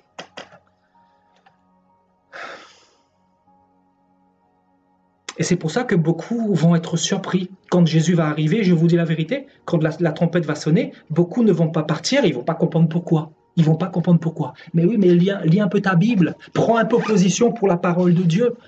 Prends un peu position pour cette parole-là. Au lieu d'écouter bêtement ce que le pasteur dit et de boire et d'être rempli d'une huile de prostitution, de cette grande prostituée qui souille les nations. Cette femme qu'on appelle la grande prostituée, c'est elle qui est assise sur ces églisettes d'aujourd'hui. C'est elle qui a emmené la dîme sous la grâce pour vous dépouiller, pour vous exploiter. C'est elle qui permet que vos porte-monnaies soient bien dépouillés comme il faut. C'est elle qui a mis dans la tête des pasteurs qu'il faut faire 5 offrandes. L'offrande même de culpabilité, vous vous rendez compte? L'offrande de culpabilité alors que Jésus a déjà été mort à la croix et il est ressuscité et que l'offrande a déjà fait une fois pour toutes le sacrifice éternel. Vous vous rendez compte? La confusion. Et la parole dit quoi? La parole dit que ils sont corrompus d'entendement. On va prêcher là-dessus. C'est un thème que Dieu m'a donné aussi récemment. On va prêcher là-dessus bientôt. La corruption d'entendement. Ils sont corrompus. C'est-à-dire, il n'y a plus rien à faire. Il n'y a rien à faire. Quelqu'un qui est corrompu. Tu n'as rien à faire pour lui, si ce n'est de prier pour lui et qu'il se remette en question et qu'il s'humilie. L'humilité, frères et sœurs. L'humilité. Et l'humilité engendre beaucoup de souffrance et beaucoup de pertes. L'humilité, ça te fait perdre tout. Ça te fait perdre tout. Ça te fait perdre ta propre gloire. Ça peut te faire perdre ton église, ton luxe, l'argent que tu as gagné, cette librairie chrétienne. Tu perds tout. Et tu gagnes le salut. Et vous pensez que beaucoup de pasteurs sont prêts à délaisser tout ça? Je vous dis, vous savez quelque chose, je vais vous dire quelque chose. Avec le Seigneur, j'ai compris quelque chose. C'est que l'humilité vraiment précède la gloire. Et que plus j'avance avec le Seigneur, plus je veux me retirer, plus je veux disparaître. Et je vous dis quelque chose. Bientôt, je vais supprimer cette page Facebook. Cette page où il est écrit prophète Sébastien Payet. Ça va être supprimé. Ça sera bientôt. Je vais mettre un mot avant de le faire. Et ma page Sébastien Payet, je vais supprimer également. Je vais garder ma page YouTube. Oui, pour transmettre l'évangile. Et je compte revenir avec une nouvelle page Facebook, mais cette fois-ci, je vais contrôler. Parce qu'il y a trop de personnes qui nous contaminent. Il y a trop de désordre. Il y a trop de chiens, comme on dit. Jésus dira quoi dans la parole? Ne donnez pas des choses saintes aux chiens. Il y a beaucoup de chiens qui ont reçu la parole ici même et qui nous ont salis, qui ont tout fait pour nous tuer, en fait. En réalité, on est encore là parce que le Seigneur est fidèle. Le Seigneur est présent. Celui qui m'a visité il y a quelques années, quand j'ai reçu sa puissance, quand je suis tombé et quand j'ai été renouvelé, transformé, celui-là, il m'a jamais abandonné. Et frères et sœurs, je peux vous dire que les combats sont là. Mais quoi qu'il arrive, on va toujours continuer de s'humilier et se retirer et essayer de révéler Christ, essayer d'être le plus simple possible. Parce que c'est ça que Jésus attend de nous. Il veut que nous soyons des enfants. Et je vous assure, bientôt, c'est fini. Plus de pages. Parce que il y a trop de choses. Il y a trop de chrétiens, je vois trop de choses qui me choquent, qui me font mal. Des chrétiens qui sont dans la légèreté, qui montrent leur forme. Je vois beaucoup de choses. Vous savez, il se fut un temps, quand j'ai ouvert cette page-là en 2015, j'ai accepté tout le monde. Je crois que j'avais reçu 5000 amis en l'espace de moins d'un mois, environ 3 semaines. 5000 amis. Et là-dedans, il y a de tout. Il y a de tout. Et je ne vous dis même pas chez les pasteurs. Sur mon fil d'actualité, je ne vois que des pasteurs en costard-cravate. Et ils sont en brochette sur des affiches publicitaires. La gloire de Dieu, venez vivre le réveil. J'en ai marre, je suis fatigué des blasphèmes. Je suis fatigué de voir tout ça. C'est pour ça que je veux me retirer. Je suis fatigué. Et là-dessus, tu vois, guérison, miracle, venez prendre votre part, l'église de la gloire de Dieu, par l'apôtre international. Tout à l'heure, je voyais une affiche, révérend un tel, à côté révérend un tel, à côté l'hôte principal, général, un tel, et tout ça. Mais à où allons-nous, frères et sœurs? Et c'est une manière de se protéger également, c'est-à-dire sélectionner vos amis. Ne subissez pas cette prostitution de Facebook, frères et sœurs. On a fait des erreurs hier, mais on apprend de nos erreurs. Le but, c'est d'apprendre de ces erreurs. Parce que tu ne me feras pas tomber par tes flèches, par ta nudité. Tu ne me feras pas tomber. Tu ne m'imposeras pas ton style d'hypocrisie. Parce qu'il faut se protéger. La Bible dit que ce sont les violents qui s'emparent du royaume des cieux. Les violents, frères et sœurs.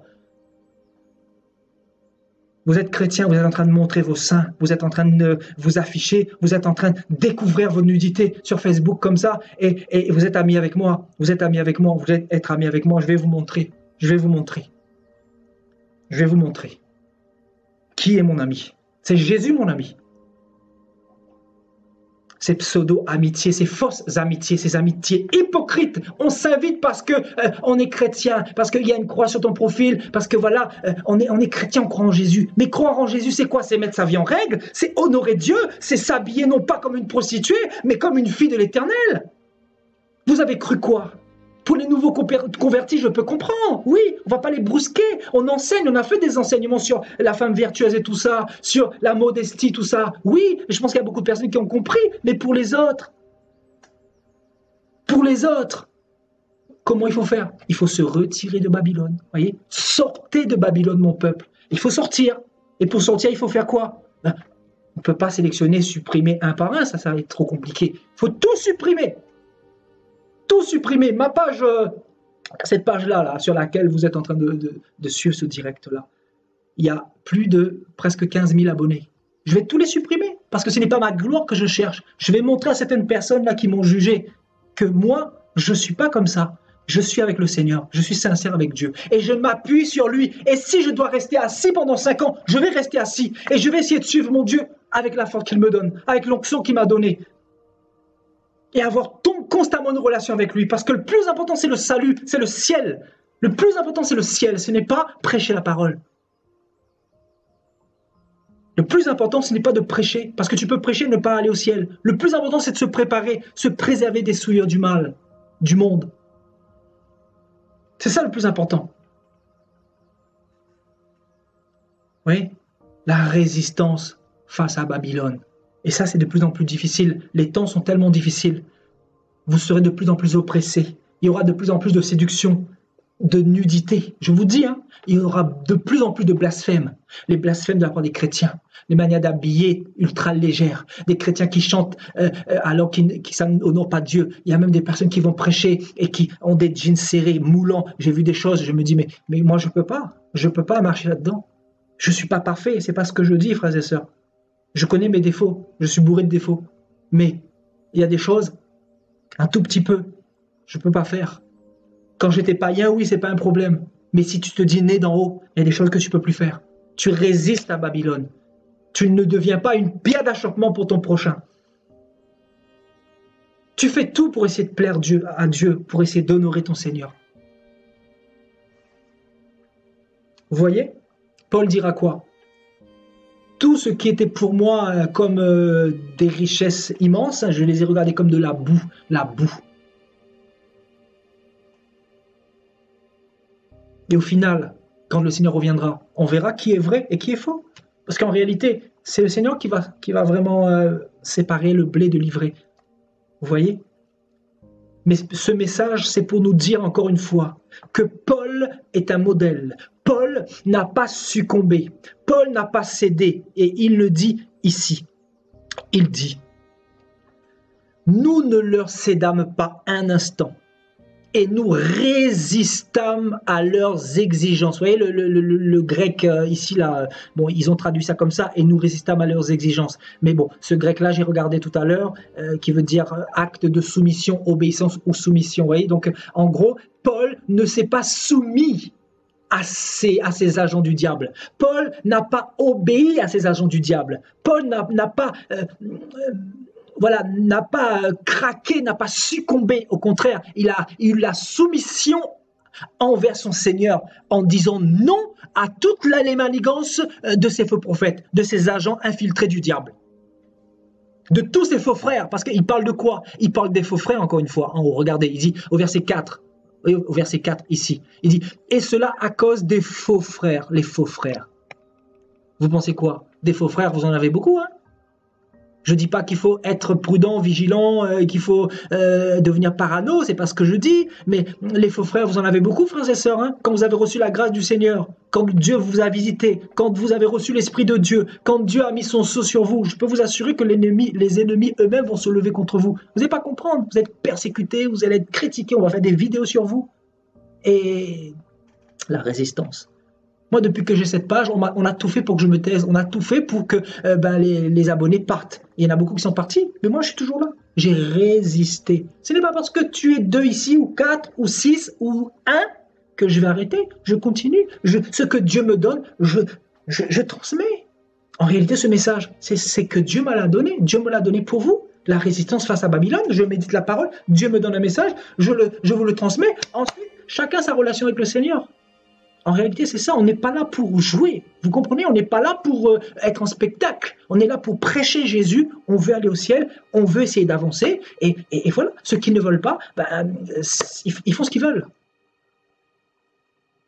Vous voyez? Donc, les faux frères, les faux chrétiens, l'homme. En réalité, il n'y a que Jésus qui ne nous trahit pas. Parce que l'homme, c'est vraiment terrible. Moi, j'ai que des déceptions, je vais vous dire, que des déceptions. En réalité, le Seigneur, à chaque fois que quelqu'un a cherché à venir pour m'imposer j'ai connu aussi ce que Paul a connu, hein, je vous dis. Des chrétiens qui sont venus me dire, oui, mais tu devrais te soumettre à un pasteur, ce que tu fais, c'est pas bon, ce que tu dis sur cette église-là, c'est pas bon, tout ça, tu devrais pas faire comme ça. C'est des personnes au tout début que j'ai fait rentrer chez moi une fois. Et vous savez, on apprend de nos erreurs. Et je vous dis, quand on me dit ce genre de choses, il faut te mettre sous le joug d'un pasteur, tout ça. Il faut être dans une assemblée locale, tout ça, en train de m'emprisonner et en train de me faire taire. Là, quand c'est comme ça, là, l'Esprit de Dieu me dit, fuis, c'est un faux frère. Sépare-toi. Sépare-toi. Et en réalité, c'est le Seigneur qui fait le tri. C'est le Seigneur qui fait le tri. On ne peut pas duper un enfant de Dieu. On ne peut pas contrôler un enfant de Dieu. Vous pouvez contrôler l'esprit, vous. Le vent, est-ce que vous pouvez le contrôler? Vous pouvez attraper le vent? Nous sommes comme des vents. Il n'y a personne qui peut nous attraper. Les vrais enfants du Seigneur, ils sont dans la liberté. C'est pour la liberté que Christ vous a affranchis. Ne soyez pas esclaves des hommes.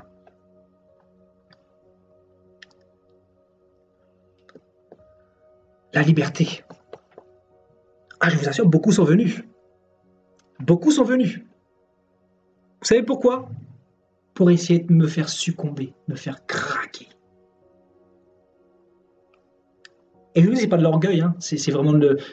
je suis simple avec le Seigneur. Je ne suis pas là pour me glorifier, au contraire, vous le savez. En tout cas, je sais comment je suis avec Dieu.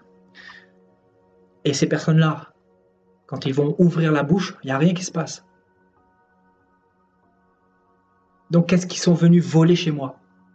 Ils sont venus voler le message que je prêche, qui délivre les gens. Le message de la vérité, en réalité, le message que tout disciple doit prêcher. Tout disciple. La vérité qui affranchit. Et cette génération a besoin d'être affranchie. A besoin d'entendre la vérité. Paul disait que dans les derniers temps, beaucoup vont avoir la démangeaison d'entendre des choses agréables. Ça va devenir une habitude. Ils vont vouloir des choses mielleuses, agréables.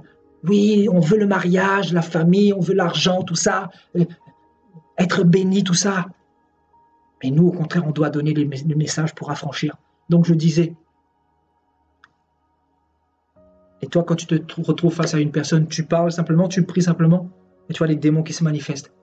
Donc si toi, tu résistes pas à Babylone, tu perds cette onction que Dieu t'a donnée, tu perds le message que Dieu t'a donné, et tu deviens soumis à Babylone. Donc le diable, en réalité, il vient véritablement, il veut épier la liberté que nous avons. Il veut nous contrôler, nous épier. Vous comprenez?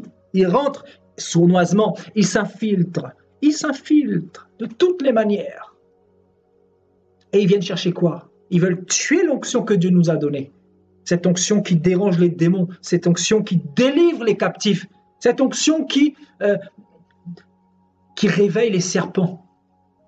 Vous voyez? Et donc je disais, si j'avais obéi, si je n'avais pas durci le front face à certaines personnes, si je ne m'étais pas séparé de Babylone,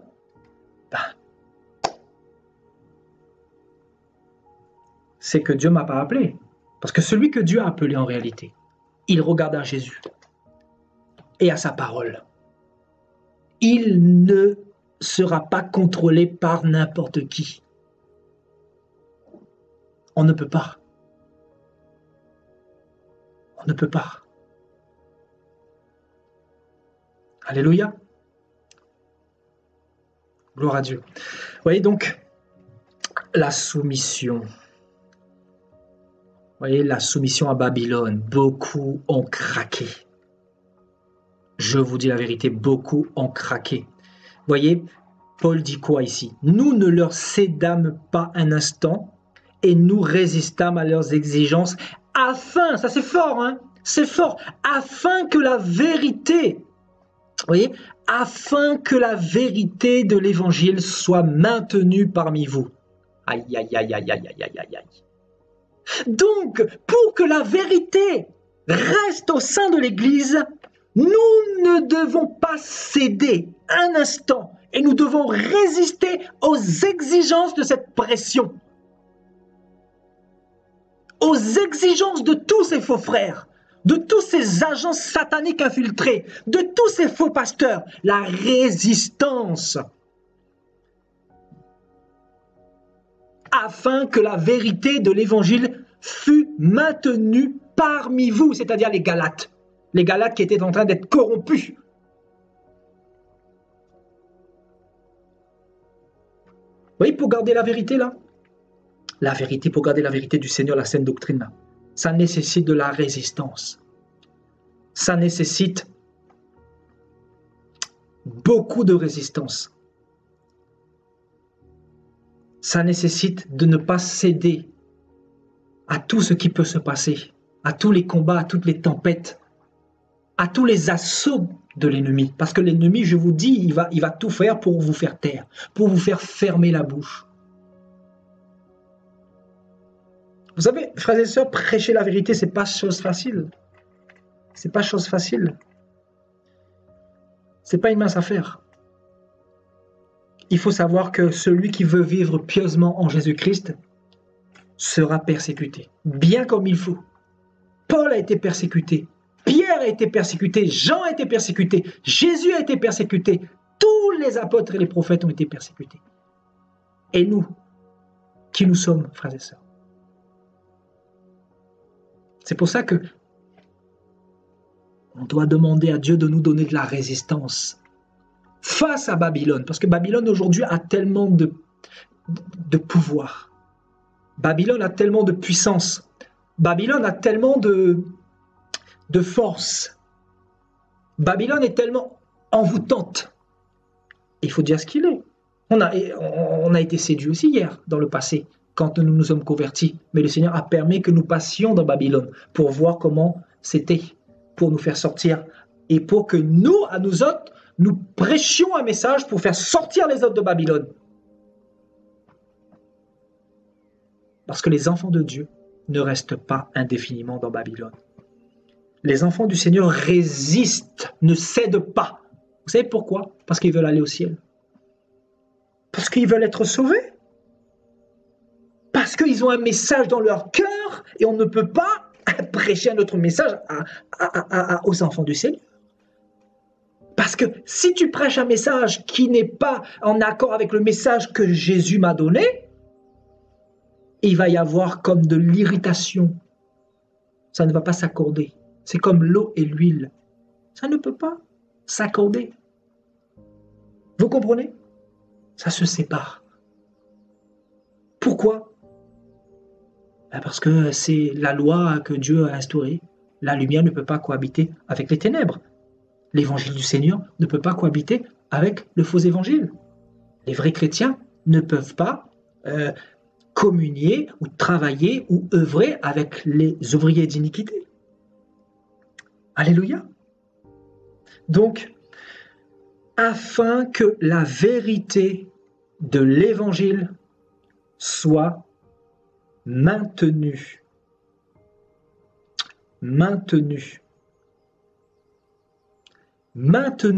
parmi vous, la vérité de l'évangile.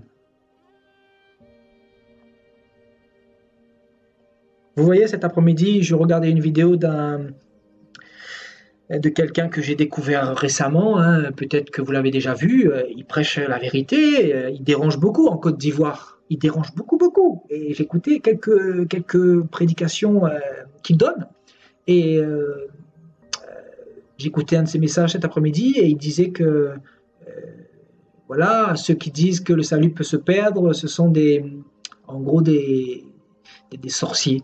Donc, il dit que le salut ne peut pas se perdre. Donc, voilà encore quelqu'un de corrompu, quelqu'un qui n'a pas compris la parole ou quelqu'un qui n'a pas compris l'évangile.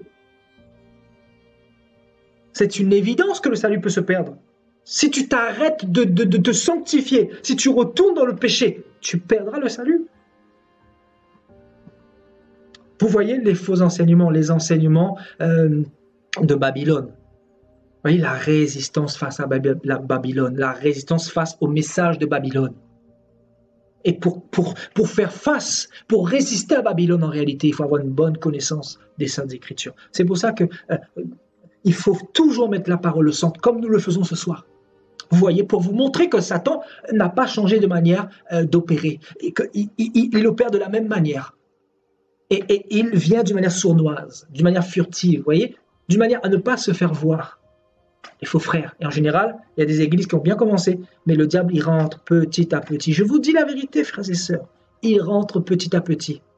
Et si vous n'avez pas une bonne relation avec le Seigneur, vous allez être corrompu comme pas possible, contaminé comme pas possible. Vous allez commencer à aimer l'argent alors qu'au début vous prêchiez la gratuité. Vous allez commencer à faire des cours de baptême alors qu'au début vous baptisiez les gens le jour même, comme les apôtres ont baptisé le jour même. Vous allez commencer à mettre des systèmes religieux en place, des chorales. Vous allez commencer à fermer les yeux sur le péché. Vous allez commencer à prendre cette gloire pour vous. Vous voyez, faut vraiment être en communion avec Dieu et vraiment avoir une connaissance précise des Écritures et surtout beaucoup d'humilité et surtout beaucoup de conduite par le Saint-Esprit. Être conduit par Dieu, être conduit par le Saint-Esprit pour éviter tous les nombreux assauts de l'ennemi, les nombreuses tentative de l'ennemi, parce que le diable ne va pas rester les bras croisés.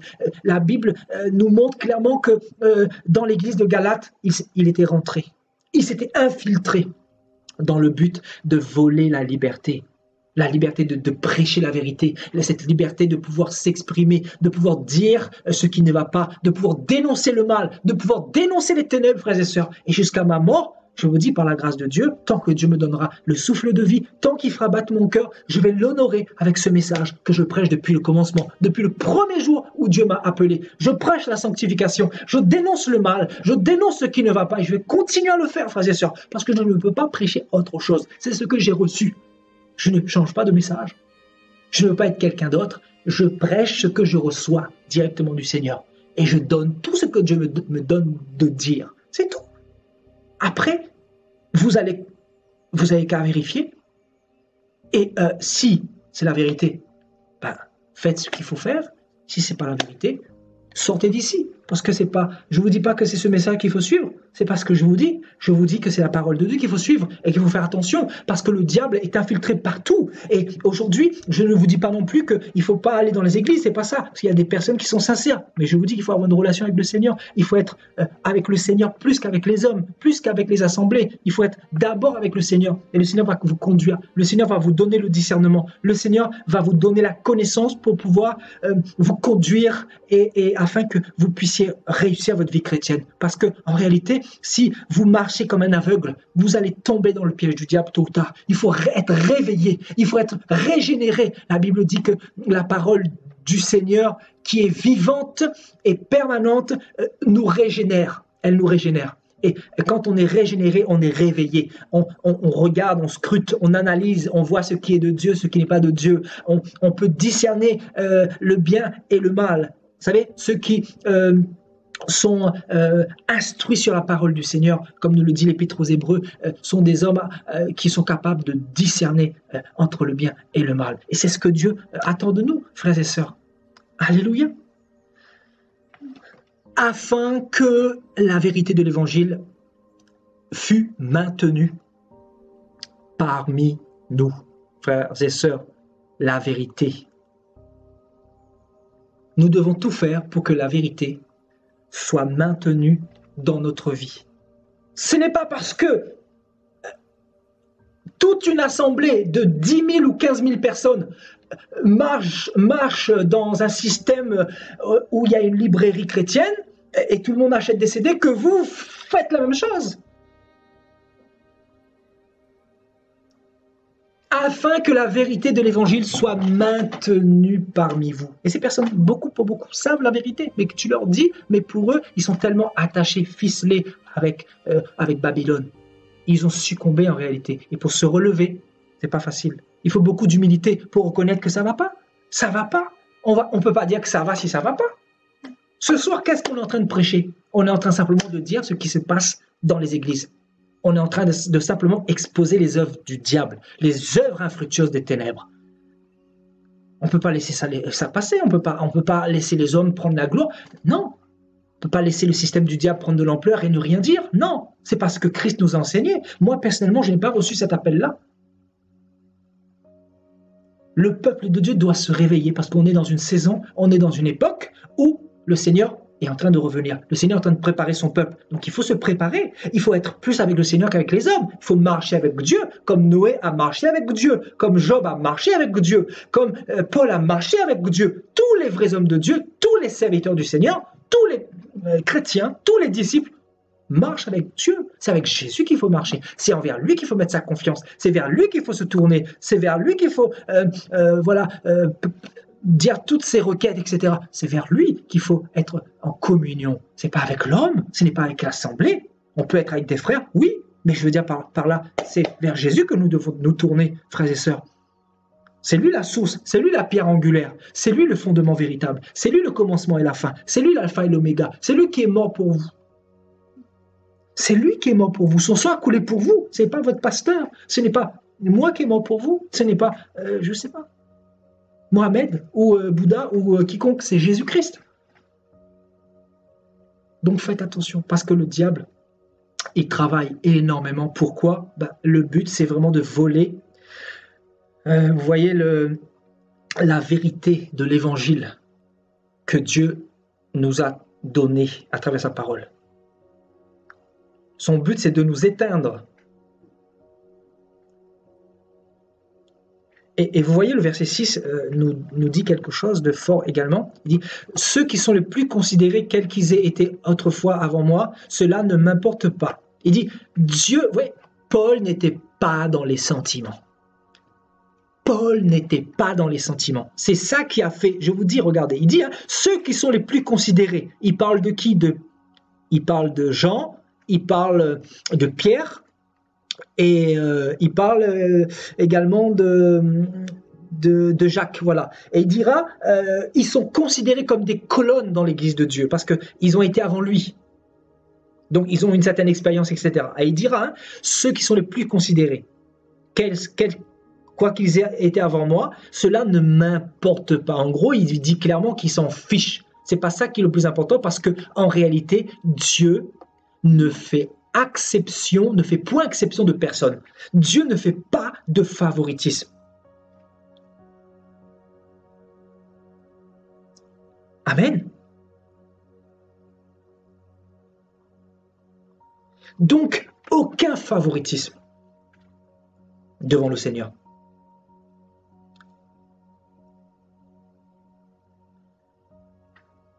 Voyez, ce qui a fait la force, je veux que nous retenions quelque chose ce soir. Ce qui a fait la force de Paul. C'est pour ça que des fois, vous prêchez la parole et les gens vont essayer de vous lapider, essayer de vous faire taire.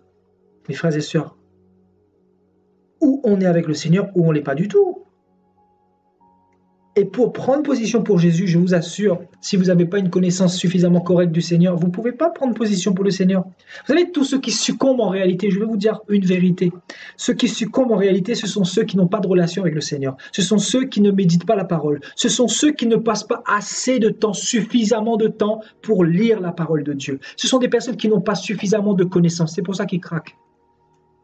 Et quand je dis la lecture, c'est bien la lecture, mais la révélation est mieux. C'est quelqu'un qui a la révélation. C'est quelqu'un qui ne va plus se faire manipuler. C'est quelqu'un qui ne va plus participer à la prostitution de Babylone. C'est quelqu'un qui va refuser de participer dans une assemblée, là où il y a une librairie chrétienne, là où on vend les choses, là où on marchande les choses du Seigneur. Il va refuser ça tout simplement parce que il a la connaissance. Il a assez de connaissances pour pouvoir avoir assez de recul face à tout ce qui se passe. Et en réalité, qu'est-ce qu'il veut faire? Il veut se protéger. Alléluia. C'est ça en réalité, voyez? Pour pouvoir résister, vous devez avoir une relation avec le Seigneur. Et frères et sœurs, Dieu nous donne vraiment la grâce de pouvoir entendre ces messages-là, de pouvoir comprendre ces messages-là. Parce qu'en réalité, Dieu est un Dieu jaloux et il ne partage pas sa gloire ni aux hommes, ni aux idoles. Il ne partage pas sa gloire. C'est pour ça que si vous voulez vraiment marcher avec Dieu, obéissez à sa parole. Ne succombez pas, ne cédez pas. Paul n'a pas cédé, le grand apôtre Paul n'a pas cédé. Et Paul n'était pas dans les sentiments. Qu'est-ce qui a fait sa réussite? Qu'est-ce qu'il a fait? Il a dit, hein, vous savez, quand il va dire dans 2 Timothée là-bas, il va dire, j'ai achevé le bon combat, j'ai combattu le bon combat. Frères et sœurs, pour arriver à dire cette parole-là, il faut avoir résisté tout au long de sa vie, tout au long de son ministère. Il faut ne pas céder à aucune pression, frères et sœurs, parce que la pression sera toujours forte. La pression face au péché. Le diable qui te dit retourne dans le péché.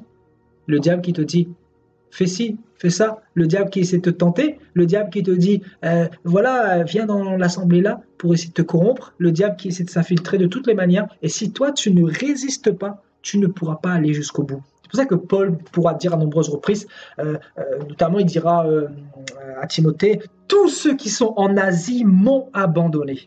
Et il va dire ça à plusieurs reprises. Ils vont dire, le Seigneur seul m'a fortifié.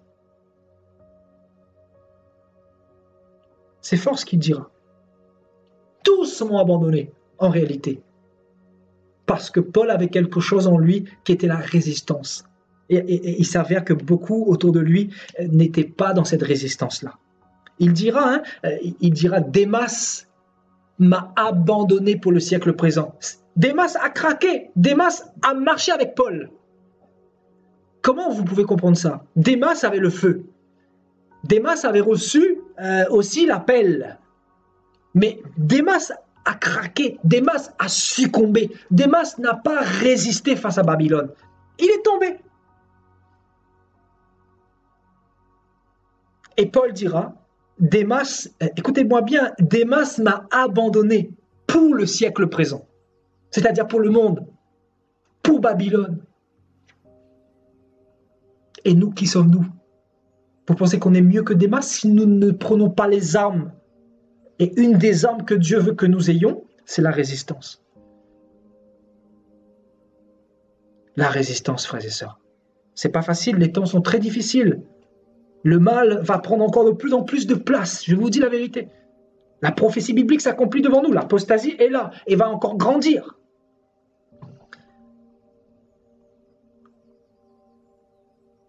Et les gens vont être de plus en plus dans les sentiments. Je prêchais chez un monsieur à Nîmes il y a un an de ça, et c'est par la grâce de Dieu, je n'irai plus dans ces églises-là si vraiment il y a du désordre. C'est vrai que des fois, voilà, on se laisse conduire, le Seigneur nous dit d'aller pour prêcher un message, pour faire des choses, mais frères et sœurs, il faut vraiment être très vigilant, parce que vraiment, il y a tellement de désordre.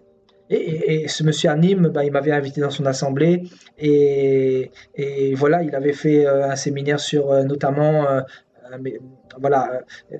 montrer un petit peu toutes les mauvaises choses qui se passent dans l'église catholique, notamment parce qu'à Avignon, il y a beaucoup de catholiques là-bas, donc on a fait soi-disant une conférence pour exposer les fausses doctrines et pour mettre la vérité en avant. Et moi, j'ai donné ce que Dieu m'a mis à cœur, notamment j'ai ramené un petit peu le peuple dans l'histoire, voir un petit peu ce que le diable a mis en place, notamment la prière à Marie, tout ça, l'utilisation de l'eau bénite, en quelle date ces fausses doctrines sont arrivées, etc. Parce qu'il faut ramener les gens dans l'histoire pour qu'ils comprennent. Vous voyez, donc.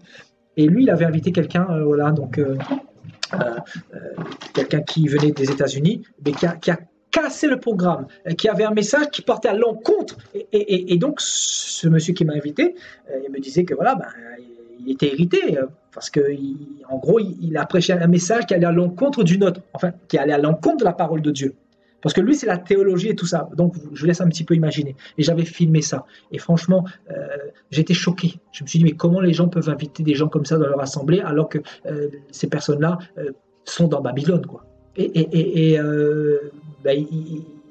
Il a dit clairement que voilà, il voulait plus s'associer avec ce monsieur. Et là, un an plus tard, je vois les affiches sur mon Facebook et je vois que ils ont fait des affiches avec les orateurs, et ce monsieur-là est toujours invité. Et alors que ce monsieur-là parlait soi-disant que de vérité, tout ça, que l'apparence de la piété, et on se dit mais en fait beaucoup ont craqué, beaucoup n'ont pas cette résistance. Je vous dis la vérité. Comment peux-tu être avec quelqu'un qui ne prêche pas un message qui vient de Dieu, qui prêche un message pour caresser les brebis, pour endormir le peuple? Et qu'est-ce que le Seigneur fait? Le Seigneur nous sépare de là. Parce que moi, personnellement, je ne peux pas être dans une assemblée comme ça. Le monsieur, je lui ai parlé, je lui ai envoyé quelques vidéos pour qu'il comprenne sur la dîme et tout ça. Et il s'avère qu'il prêche toujours la dîme. Il y a le panier de dîme, le panier d'offrande. Qu'est-ce qu'il faut faire dans ce cas? Moi, je me retire. Je vous dis, et bientôt, je vais tout supprimer. Mes comptes, je vous dis, supprimer. Je vais recommencer sur de nouvelles bases. Je vais recréer un Facebook. Vous pourrez reçu les directs, il n'y a pas de problème. Vous allez me trouver, je ne vous dirai pas où je serai.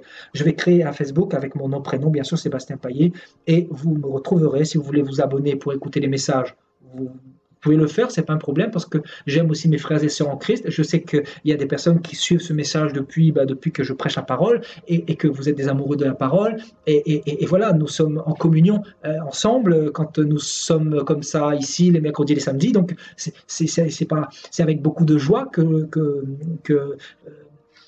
je vous ai parmi mes amis et mes frères en Christ, mais pour les autres, voilà, ceux qui n'aiment pas la vérité, ceux qui sont là pour distraire tout ça, c'est pas la peine. C'est pour ça que je fais un grand ménage. Et je reviendrai, et si vous voulez vous abonner, c'est pas un problème, frères et sœurs. Moi, je tourne pas le dos à personne. Ce que je dis, c'est qu'il y a trop de désordre, il y a trop d'hypocrites. il y a trop d'abonnés hypocrites, il faut tout supprimer. Voilà. Et je reviendrai. Voilà. Et voilà, tout simplement. Donc je le dis, hein, de toute façon, je mettrai un message bientôt. Et personnellement, je vous invite à faire la même chose. Ne soyez pas dans les sentiments, parce que vraiment, c'est chaud. Les temps qui arrivent là, c'est vraiment de plus en plus difficile. Et il faut vraiment faire très attention, être vigilant, se retirer quand il faut. Ne pas chercher à faire comme certaines personnes qui cherchent à avoir des abonnés, des vues, tout ça. C'est complètement charnel. Non, faut être conduit par Dieu. Faut pas être conduit par le système. Vous voyez, hein, être conduit par le système, c'est quoi? C'est se faire voir, tout ça. Je pense que non, il faut beaucoup d'humilité, mettre Christ en avant et mettre Christ en avant à travers le message, la vérité. Il faut que Christ soit vu. Vous comprenez ce que je veux dire? Et c'est pour ça que je me retire de plus en plus là. Vous voyez, je vais même enlever essayer d'enlever le pseudo-prophète derrière mon... Je ne peux pas le faire. Donc, il m'emprisonne, il m'empêche, Facebook m'empêche de mettre ce que je veux. Vous voyez? Je fais ça, tout simplement, pas dans le but de... je fais simplement dans le but de toujours me retirer. Je veux me retirer, de plus en plus. Parce que ça fait longtemps que j'y pense, hein, vous comprenez? Mais là, j'arrive à une phase où je vais encore davantage me retirer. Parce que je vais rentrer dans une autre saison avec le Seigneur. Et toujours l'humilité. L'humilité, ça va nous conduire encore plus loin. Vous voyez? Donc, je fais ça vraiment pour moi, pour ma vie avec le Seigneur, pour me retirer tout simplement. Et aussi, ben voilà, je vais aussi donner l'exemple, parce que dans cette génération, voilà, je pense qu'il faut vraiment, il faut que nous soyons des exemples. Il faut vraiment mettre toutes les chances de notre côté pour y arriver. Alléluia. Donc voilà, je pense qu'on va terminer par un passage. Nous allons partir dans Jérémie 51.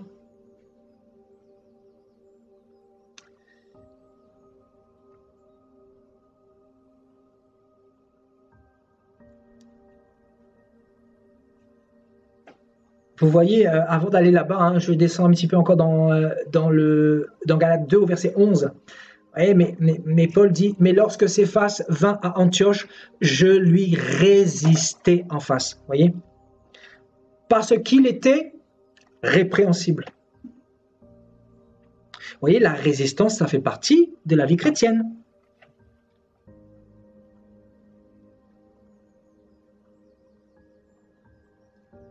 Vous voyez, la résistance fait partie de Babylone, de la vie chrétienne, pardon. Donc, il faut avoir vraiment le cœur exercé à résister à toute cette oppression, parce que Babylone a gagné beaucoup de terrain, frères et sœurs. Et voilà, bah pour terminer, nous allons partir dans Jérémie 51. Et nous lirons à partir du verset 6.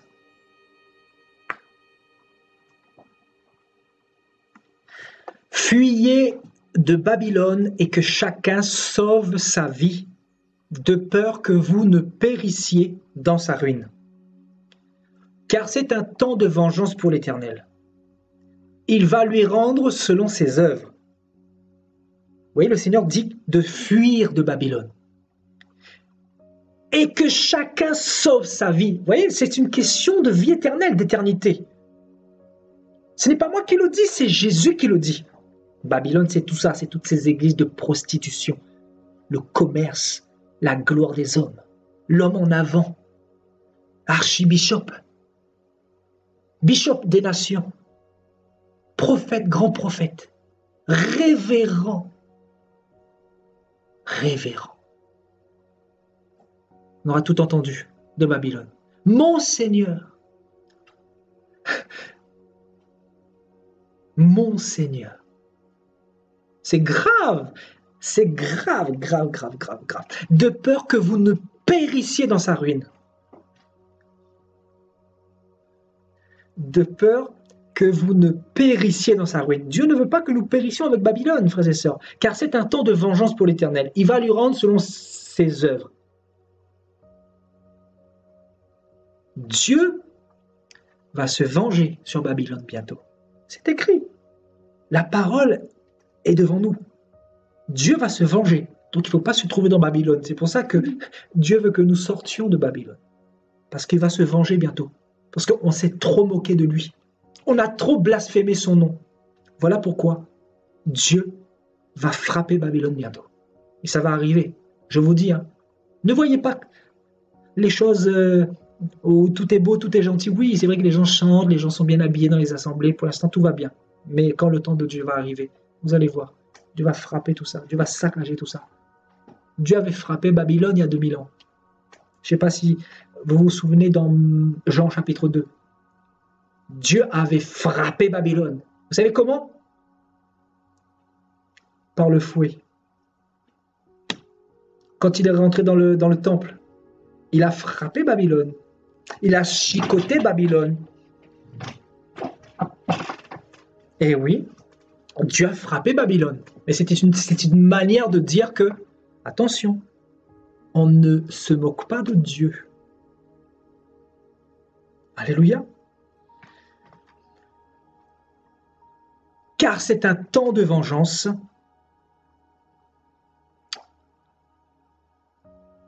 Pour l'Éternel. Babylone était dans la main de l'Éternel une coupe d'or qui enivrait toute la terre. Les nations ont bu de son vin. Vous voyez, la parole dit que les nations boivent de son vin. C'est pourquoi les nations ont comme été en délire.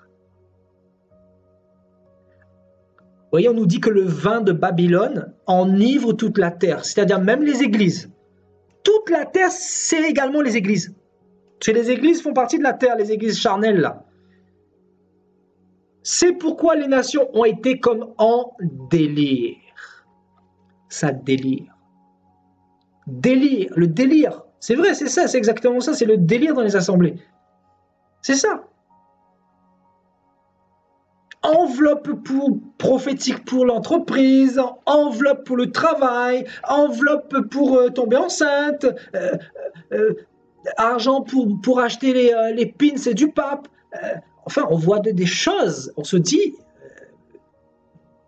c'est le délire, c'est la folie. Des gens qui sont dans le péché et qui vont dans les assemblées, qui vont dans les églises catholiques, qui brûlent des cierges et qui vont continuer à boire de l'alcool, à consommer l'impudicité bien comme il faut, et c'est bien, on se moque de Dieu, et voilà, on est dans Babylone, tout le monde est beau, tout le monde est gentil.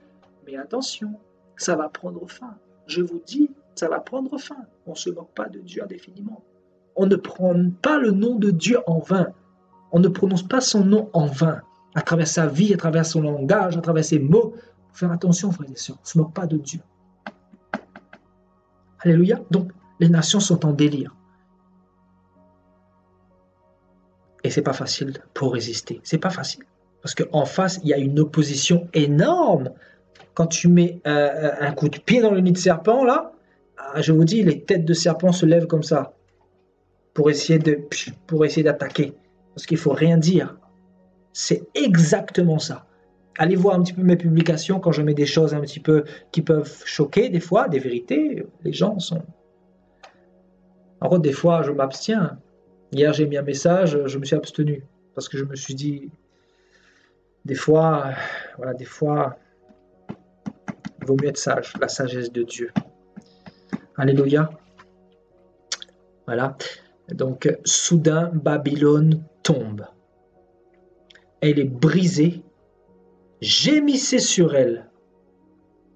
Prenez du baume pour sa plaie. Peut-être guérira-t-elle. Nous avons voulu guérir Babylone, mais elle n'a pas pu être guérie. Abandonnons-la et allons chacun dans son pays, car son châtiment atteint jusqu'aux cieux et s'élève jusqu'aux nuées.